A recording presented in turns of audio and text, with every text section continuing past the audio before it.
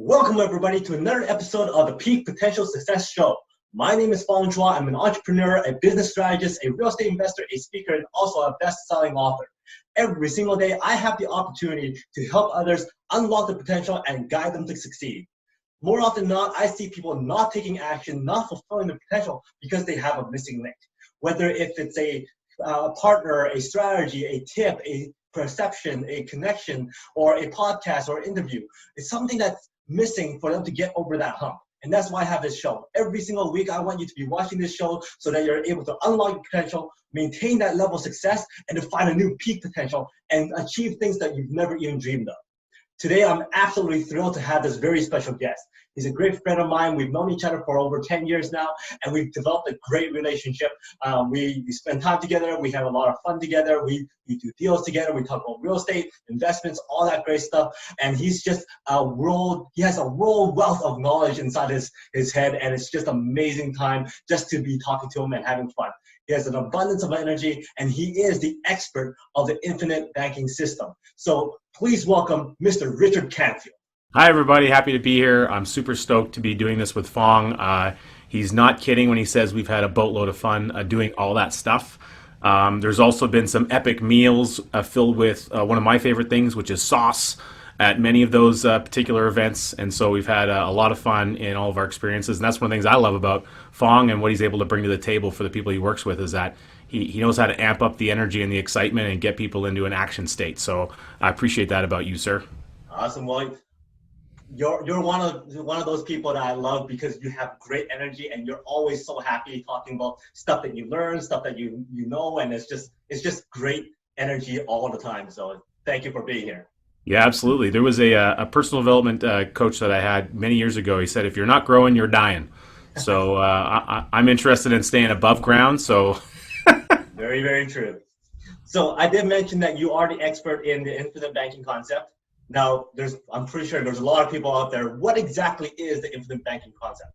yeah, great question. And, I'll try to 30-second that as much as I can because it's one of the things I talk about all the time. We can go on for hours, I'm sure. But essentially, the infinite banking is a mindset. It's a strategy about how we think about cash flow coming into our life and flowing through our life. Money comes into our hands and it goes out to pay for all the things of life. We're buying real estate. We got to do renovations on properties. We got down payments. We got to pay for kicking tenants out, all those kinds of things, plus our day-to-day life as well. And so we want to be able to harness some of that money as it flows through your life into an efficient vehicle that allows it to compound throughout your lifespan. And by setting it up through the type of platform that we do, the vehicle that we use, it also creates a multi-generational effect because we utilize a type of insurance to harness the power of that money. It's a phenomenal way to think about your cash flow, to think about how you can leave a real impact in the world, and to stockpile your capital for utilization. So it's a strategy that's about utilization of money. It's not about investment of money. Ideally, people are going to do that. They're going to continue doing that in the ways that they're learning about. But it's where do you get your capital from? What reservoir do you store it, stockpile it up for utilization purposes? And that's really what we're trying to help people understand by incorporating that concept. And of course, I've got my beautiful flag up here, which I'm always proud of, and that's the title and the cover of the best-selling book, Becoming Your Own Banker, that was written by my mentor and a personal friend of mine. Unfortunately, we lost him about a year ago. His name is R. Nelson Nash. Wonderful human being. He's changed thousands and thousands of lives. And that book, self-published, has sold over 400,000 copies in, I think, about 37 countries. So you're really a momentous level of work to put that book out and to get it to that state. And so people are really starting to dig in and discover this more and more. We're finding, certainly in Canada and definitely in the United States as well. So it's a phenomenal way to think about your cash flow and to stockpile money and have it become extremely efficient. Wow, so you got into all this infinite banking concept and all this specific vehicle to help people warehouse their wealth. Now, I know that you've done a whole lot of other stuff. You've been in different types of industries, different trades. You've been in real estate. Tell us a little bit about your history. How did you get to where you are today? What kind of steps did you go through? And is there anything very interesting that people might want to find out about you? I'm not sure how far back you want to go to the beginning, but I always like to kick off with this. So, I'm from a small town in Alberta, Canada, and so I used to say I was the heir to the portable toilet kingdom of Camrose, Alberta. And so that meant, the family business that I had growing up, we operated a business that we would deliver, portable toilets, that you would see at job sites and in large events, etc. And so I did that was many years of my youth. Lots of, we'll call it fond memories and frustrations. And so I would even drive what is referred to as the honey wagon to school. And so, I had a lot of unique jokes, certainly, that I was able to use. I still think I am entitled to use them at this point in time in my life. And there was a lot of hard lessons. What we learned in a business early on is how to work hard, but we didn't understand a lot about not working smart so much. We didn't understand about delegation and proper ways of leveraging tools, upcoming technologies, and things that could make us scale. And those were conversations that we had. We were just in the business versus looking at the business from a helicopter view. Something that you do really well with your clients, Fong, is help them see how they can take proactive steps to grow a business. And so that lesson, though, the lessons that learned there have really set kind of the right foundation for me to figure out what I could do differently, how to think differently moving forward. And we bought our first property as a family. I was roughly around 12 years old when we bought our first suited house and took our first foray into rental real estate. And so all the crappy lessons that you get on a piece of real estate that many of you, I'm sure your listeners, have experienced, I experienced all of them in 6 years with that one property. So it was a real kind of a whirlwind experience, dealing with, renovations and moving appliances and bad tenants and holes through walls and replacing roofs and all that sort of thing. So that kind of fire hose experience, set the stage for me thinking about real estate differently again right after that. And it was through, looking to delve deeper into understanding real estate and get involved in that type of a world that led me through kind of a circumstance of events to discover, meet a contact, a good friend of mine. His name is Jason, and Jason introduced me to this book on the wall here. And that book came into my life in August of 2009, and it just totally revolutionized and it changed everything. All the money and all the capital and all the flights and the meals and the hotel stays, going to events and courses and meeting real estate gurus and things all over North America, tons of money spent on personal development, financial development. Not a single one of those people or those courses that were all very expensive and good, nothing to say bad about them, not one of those things told me what I learned in a single book that's less than 100 pages. I learned more about financial stewardship, the ability to control your own capital, and how to think about that properly throughout life in that book than I learned from all those other people previous. So that was a real aha moment for me where I understood that. I always like to relate it to steak. If everybody here's listening in and you're like, you like a good steak. Well, if you go to a great steak place and you have this epic meal and the service is amazing and it's just everything's like top notch and you just have this incredible experience. Well, typically you're going to come back and you're going to tell people about how good your experience was. You're going to recommend that your friends and your family go to that place and eat that steak, right? So to me, if I learned this information that was in Nelson's book, Become Your Own Banker, if I wasn't sharing that message with other people, I was robbing them of the experience of being able to learn that message and determine if it was the right fit for them. So that really was a catalyst for me, and it flipped a switch where I understood that what I'm really supposed to be doing in the world is taking this knowledge that Nelson distilled into this great work and helping people understand how to implement it in their life. And I've basically been doing that ever since and loving life because of it. Well, I thank you so much for that, because I was fortunately enough to be one of those people that shared this information too. And I have to vouch for it. It completely changed my life. That book was amazing. And after hours and hours and hours of conversations with you, I've learned so much about the concept. I've learned so much about the vehicle. It's just an amazing way of really having that financial foundation set in place, and then everything else just is up to you to grow it whichever way you want. So it's been a great thing to know. Now, the thing is, we're talking about how amazing this concept is, how amazing this vehicle is. How come not more people, how come there aren't more people doing this? And how come it's such a hidden secret? Yeah, and it's funny, a hidden secret. That's interesting because the marketing guy in me is like, oh yeah, that's great. People love those. They love to find out those secrets. And the reality is, it really isn't that much of a secret. It's just that we've been. Nelson would call it the boiled frog theory. there's this common thing out there that says if you stick a frog in water and it's lukewarm and you just turn up the temperature a little bit, he's comfortable, and you turn it up a little bit more, he's comfortable, and you can kind of keep turning it up, and eventually you'll boil a frog alive. Is kind of the idea. I don't think it's actually accurate, but it's a good analogy to help people understand the thought process. And so, really for the last pretty much 60 years or so, certainly in the Canadian marketplace, the mindset of what's been promoted in the marketing. I mean, we are bombarded by marketing all the time. And so the typical financial industry, from the banking system, the traditional banks, the commercial banks, the mutual fund industry, they're very bullish and focused on pushing people towards product related things. Buy mutual funds, buy segregated funds, get in the stock market, invest in this, park your money here, use TFSAs, use RSPs. And there's a lot of misinformation out there because things are poorly classified.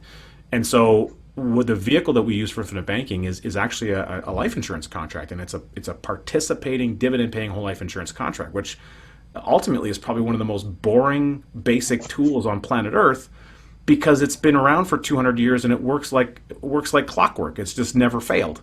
It's gone through, literally, we're doing this video here, during this kind of COVID crisis. In the last 2 months, $8 trillion has been evaporated and obliterated from the stock market globally because of a global pandemic that was outside of your control and my control.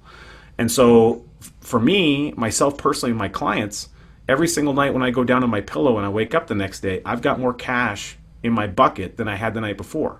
I have guaranteed cash accumulation happening inside of my own contracts because of the way that they're structured. And that you said the word foundation earlier, and you're so right. It's, if you're going to build a house, you better have a solid foundation under that house. Everyone who's in real estate knows that you don't want to be buying something that's got a weak foundation or a crack in the foundation. So for your financial household, this really becomes that baseline foundation from which every other thing that you do can stack and build on top of, but you've got something solid underneath that just works like it's a consistent rock. And it's not meant to replace your other types of avenues where you can generate and create cash flow. It's meant to enhance and augment all of those other things. So why do not more people know about it? Well, the reality is the tool that we use, this type of whole life insurance tool, has been around for so long. I mean, in Canada since 1847, and they've been paying consistent dividends, never missing a year since 1848. I don't know any other product that's been able to do that. Yeah. And so it's always been there, and a lot of people are aware of it, but because it's boring and it's not new and it's not sexy and wild, then we often, forget about it. What's really different though about the concept of becoming your own banker and the infinite banking concept isn't the product. The product is just a tool. It's just a tool that allows us to accomplish certain things in our life. What Nelson taught us was about a way to think. It's about a way that we think about money as it comes into our life and how we can be good stewards of that money to make sure we're maximizing its utilization and we're containing as much of it as possible for as many generations as possible.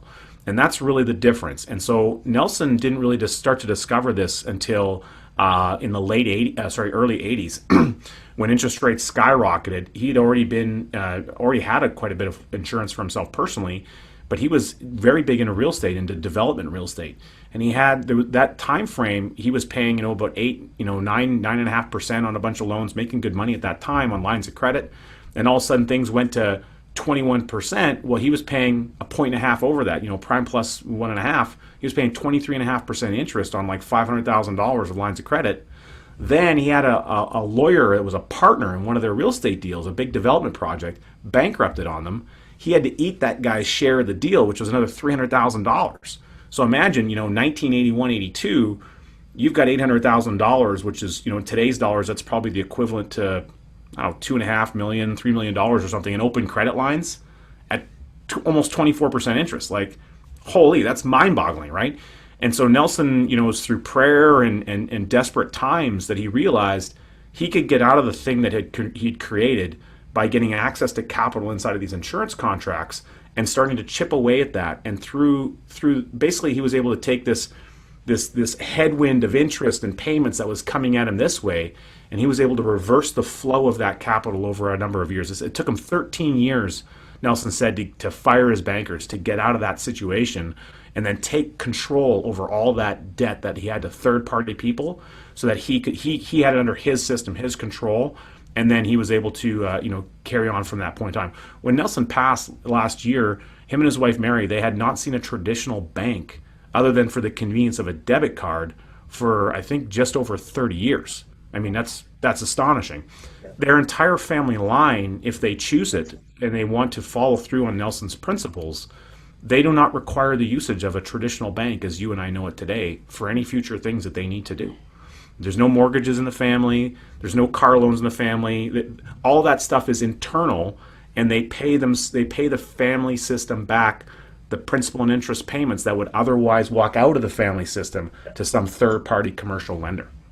Yeah, well, that's absolutely amazing, and I know that's something that you're actually building up for your own family as well. I'm doing the same thing as well because it's something that's very important, and you can pass that on generation to generation, which is absolutely just very, very smart to do. So, a quick question, because you've done real estate, you've done porta potties, you've done investment banking, you've done a lot of different things, but you've also learned so much other stuff in technology. You know a lot about even online sales, marketing, branding. You know a lot of different things, a lot of different aspects in industries. Do you find that having that continuous learning attitude allowed you to expand your ability to build relationships really, really strongly? That's a really good question, and I love how you said it's going to be a quick question, then you asked me a really non-quick question. I would say absolutely it does, Fong, because when you are diverse in the things that you're learning and know, and you're so I like to tell people to develop a mindset of Curious George, constantly looking to challenge and grow yourself and learn new things, and it doesn't matter what area that is. It could be a hobby, or it could be woodworking, like whatever it is you want to do. But as the more that you're growing and discovering stuff, it expands your horizons. And as you expand your horizon, the people that are on the outside of that horizon are who you start to tap into. You start to connect to different networks, larger networks, and you just never know who you're going to bump into, because the road of life is a phenomenal place. And as we're going through the stages, sometimes, recently I connected with someone who I met, I think, about 15 years ago at a personal development event. And because of the work I'm doing with infinite banking, they recently kind of re-entered in my sphere that I hadn't seen for a while. And it's just so amazing to see those connections happen in life. And it's usually through pushing the boundaries and pushing the edges and the frontiers of your knowledge that we get closer and closer to that which we seek, and often the people that will help us get there. What would you say is the most fascinating thing that you learned? Fascinating thing that I learned. Oh boy, geez. It could be useful or not useful. That is a super good question. You know what? I'm gonna go nostalgic. I don't know if it's the most fascinating, but it's nostalgic for me. I'm a recovering electrician by trade, and one of the things that I always had enjoyed doing is something called conduit bending, and it was, to me, it was just something I enjoyed. It was fun. I loved learning it. I loved being able to help take that knowledge and then teach it to an apprentice. And so, of all the things I would miss of the trade, it was being able to teach an apprentice how to go and take that skill and add it into their repertoire, so that they could be more sought after, be better at their job, and that sort of thing. So, it's kind of an interesting question. I guess I took that to a different place, but yeah, it was. I think about it every once in a while. Like some days I'm just like, I'm just going to go buy some conduit and a pipe bender just for the heck of it, and go to my backyard and just bend some things because I can. I'm a high tactile person, so I like to do things like that from time to time because it helps. It's like a stress reliever for me, I guess. Oh, nice. Well, the way you answer that question kind of leads to the next question. You mentioned how you like teaching your apprentice, and I know you love teaching the infinite banking concept to other people, and you just get that thrill of sharing that information and having people get that aha moment. Have you gotten that aha moment yourself? Is it coaches, mentors that also got you to where you are today? And how important have they been? Yeah, I mean, I would say on numerous occasions, different, kind of going back to the sphere of influence, we meet different people on the road of life, and I've had many coaches and mentors in different areas. I mean, Nelson Nash being, certainly one of the most instrumental in that time frame. I do some work with the Strategic Coach Organization of Dan Sullivan, and he's had some very impactful things happen for me recently in the last 2 years under the collaboration mindset and really just mindset related things. And so I think that there's been many formats of that. I remember reading the 4 Hour Work Week years and years and years ago, and just the content in that book was enough to be a shift for me on thinking about how I could look at life slightly differently and be able to think about how to create muses and things that would produce a cash flow that allowed me to meet a certain educational objective. And so I really appreciate those types of events. And so that was a catalyst. I did work with an organization called Peak Potentials very early on in the early 2000s. I met a tremendous amount of wonderful people through that experience. And there was many aha moments in there, and some of them still resonate with me much today. And a lot of it was around the internal aspect of what I'm capable of, what the human being is capable of, not just physically, but mentally speaking, and how the power of your spirit, the power of your positivity, your brain can dictate the life that you want to have. And every once in a while, we all get hit by roadblocks. I mean, we're all smashed upside the head by a baseball bat now and again. It's how quickly can you recover from that, and who are the good people around you that support system that bolsters you up so that you can get back up and go and attack life again. And coaches are phenomenal in that circumstance. And so again, kudos to you, Fong, for the work that you're doing with people, because I know some of the clients you're working with, and you're providing that for them in a dramatic way. Well, thank you very much for that. Now, you mentioned about the how like entrepreneurs, investors, business people, we always hit that wall sometimes. Like it's inevitable. So how do you get past those challenges? How do you go, okay, I gotta get my mind straight. What do you do to get that mind going positively and overcome those challenges? Yeah, awesome question. So, I mean, it varies. It certainly varies, I think, and you probably need a couple of, you got to open up your mental toolbox and you got to look and say, based on what's coming at you right now, how do you want to tackle this thing? One of the things that works really well for me is music. I have a couple of very positive music playlists. Songs that for whatever reason they're upbeat, or they're comical, or they're funny, and they just they take you back to a place where you kind of have an instant reaction, and it can shift the mood really quickly. So I think music is a powerful tool in that. Another guy who I've learned a great amount from is Don Campbell. He's a senior analyst with the RAIN organization. Wonderful guy, and he's very big on comedy. So I like stand-up comedy and different kind of comedic things. And so I'll put on a funny YouTube video or whatever that can change your mindset in a moment and get you back into a positive state if you're not feeling that way. And then it as soon as that you get that shift, it's like boom, you can go and attack life again. Another thing that always worked extremely well for me personally, I'm a very kinesthetic individual, and so if you're very tactile or kinesthetic, this is probably a good tool to use. Tony Robbins is really big on this. He says the root word of emotion is motion. So if you want to change your emotion, if you're not feeling good or not feeling negative or a little bit depressed or down, if you change your physical state, you get your body moving in a certain way, that can trigger you getting into the right state of mind. And so for me, that's a big thing. And whether it's doing, again, you put on a happy song that makes you dance a little bit, or do a couple push-ups, do whatever it is that needs to take to get your body and your head and your physical state in an active position. And once you get in an active mode, well, the natural tendency is that you want to continue down that path. So to me, those are things that work really, really well. I've learned that from a variety of people along the path, and pick something, find something, try it. And if it works for you, boom, stick it in your toolbox, bring it out when you need it. So what would you say is your current pump-up music? Yeah, it's really sporadic. One song that I always find is a very comical and gets me going is from there was a show years and years ago, Fraggle Rock, the theme music for Fraggle Rock, because it's so ridiculously silly, and silly is fun, and fun gets you, it puts a smile on your face. And so yeah, I find that works, that something like that works really well for me. Awesome. I actually always use the "You Got the Touch" Yeah, in the Transformers theme song. That's totally. That's why yep. That's a great one. Now, when it comes to an opportunity for you to stand up on the big stage, you're facing the entire world. You have 3-4 sentences. What's that big message you want to share with everybody throughout the entire world.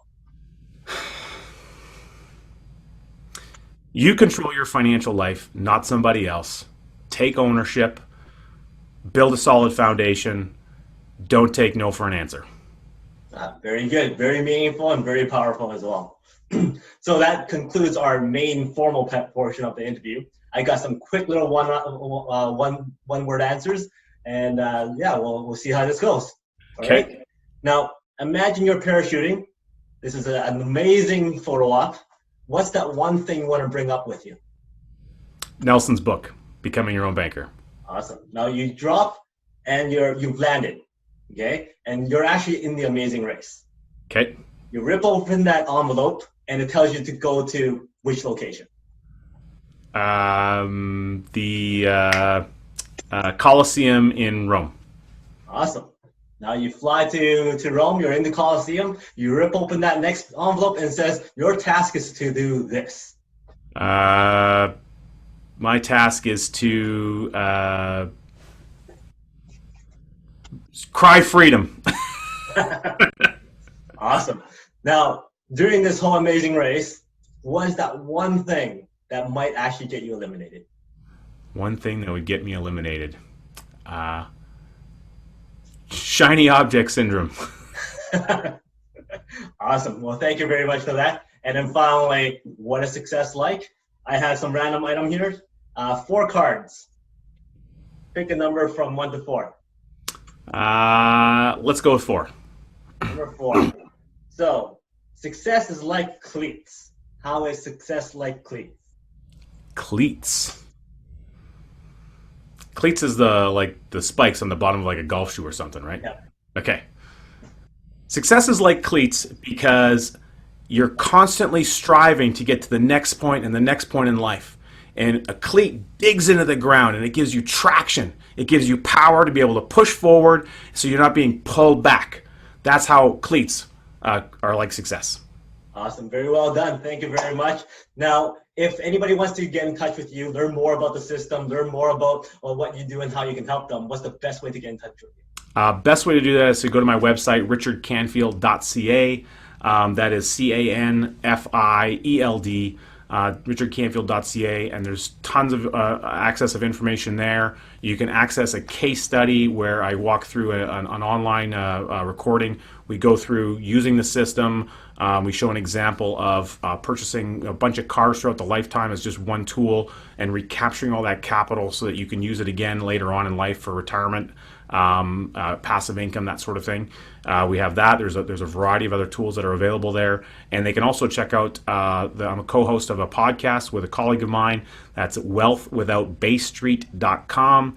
We're having a lot of fun with that. As of this recording, we've got 12 episodes up. We just have a couple other ones that are going to be coming out soon, and we're having a tremendous amount of fun, and we're getting a lot of good feedback about the message that we're providing to folks, and so they can learn more about how to keep more of their own money, which is what I'm all about.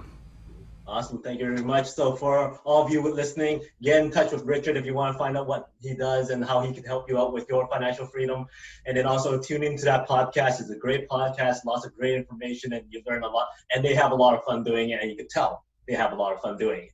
So once again, thank you for your time, your wisdom, your tips, and your advice. And so thank you very much. You're very welcome. Thank you, Fong. Keep up the great work. Thank you very much. So for everybody out there, thank you for watching the Peak Potential Success Show. Until next time, today is the day to unlock your peak potential. I'll see you later.